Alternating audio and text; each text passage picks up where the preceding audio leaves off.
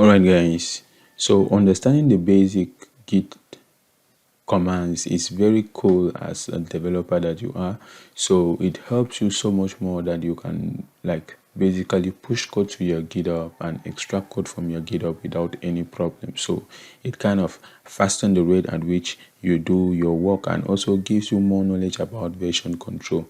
Alright guys, this is Yufkal from Code with Crest, and today I'll be showing you guys some simple Git commands that can enable you to push code to your GitHub and also extract code and do some manipulations on your code while writing your code.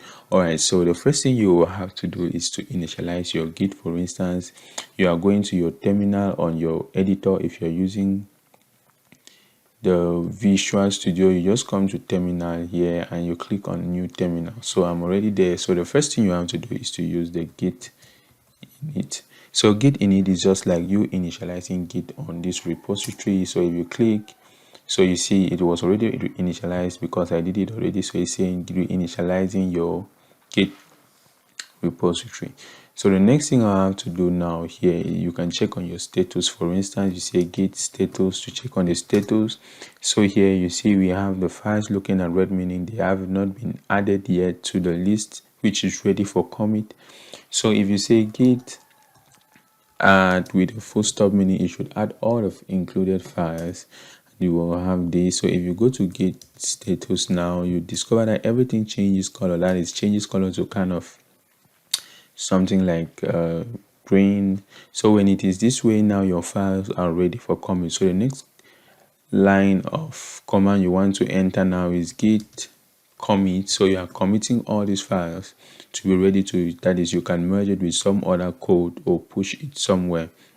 So if you say git commit, you put a message to it. Let me just say first commit, but being assured, if you're working on a large project, always do make sure that when you're committing code, you can always do specify the reason why you're committing that specific code. So when you click on enter, it kind of commits. And now if you say git status, for instance, you see it shows that nothing to commit, working freely now. To from here now you can upload the code to your GitHub without any problem. Alright guys, let me show you how you could do this real quick. So the next thing you want to do is to come over here. Let me say to my GitHub, for instance, I started this GitHub repo already. So on GitHub, they'll show you all these git commands that you could enable you so much. So the next thing you want to do is to write this code. So if I copy this code over here, okay, let me just say I copy from here to here, and then I go back to my GitHub over here and I paste it, to my Visual Studio Code on my terminal. So I click on this, it runs all that code at once and then executes everything for me.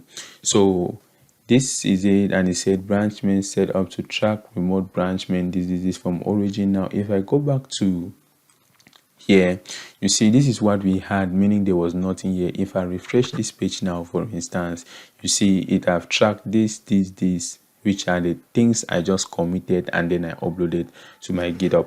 So that is how you could upload code to your GitHub. If you don't want to stress yourself, just within 1 minute, even less than a minute, you can upload code to your GitHub.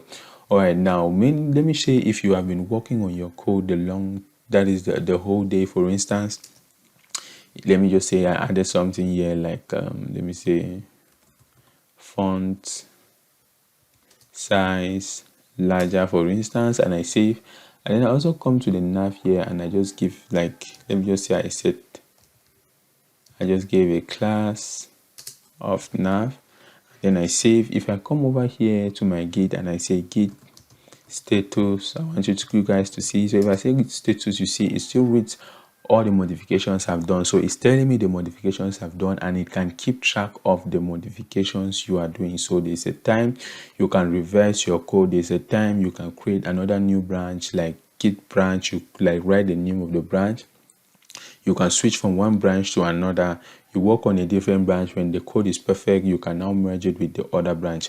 All of these guys, I have a cheat sheet and I'm leaving the link in the description of this video. You can check all the possible git commands of which you need to do all your projects. All right, so all you have to do here is to just say git add, and when you add, put a full stop at the end such that it adds all the files. And if you say git status now,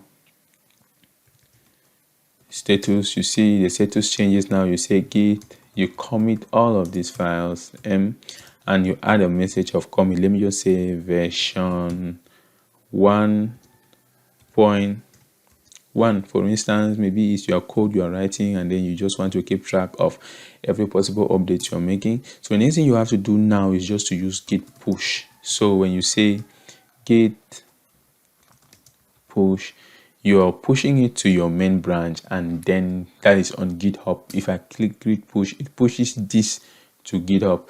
So you see how it loads, and then it tells me that this to this repo, and then everything is already on that main branch. All right guys, so that is those are the possible git commands that you can use today to simplify your work while working with your code. For those of you that knew about how to work with Git, these are the simple Git commands that will enable you to always upload code on your GitHub. So if you come back to my GitHub here, no matter what happens, you discover like these files already like initialized. And how can you keep track of all this? If you check in here, you see you have just one branch, and you can create multiple branches for your code. So to keep track, if I come here for instance and I check on what I've done, so you see I already have 4 contributions today. And if you check around, you can see how many commits I did in one day. Like created 45 commits in 11 repositories. So as you are committing your code every day, it always do update on your GitHub automatically. All right guys, if this was cool and nice and did help you, please don't forget to subscribe to this channel, because we drop coding related content, and also how to create websites without no coding knowledge, and also how you can make money as a developer. Thank you all for watching, and please, if you haven't subscribed, please click the subscribe button now. Turn on the notification bell to get notified whenever we drop a new video. Thank you guys, and see you guys in our next tutorial.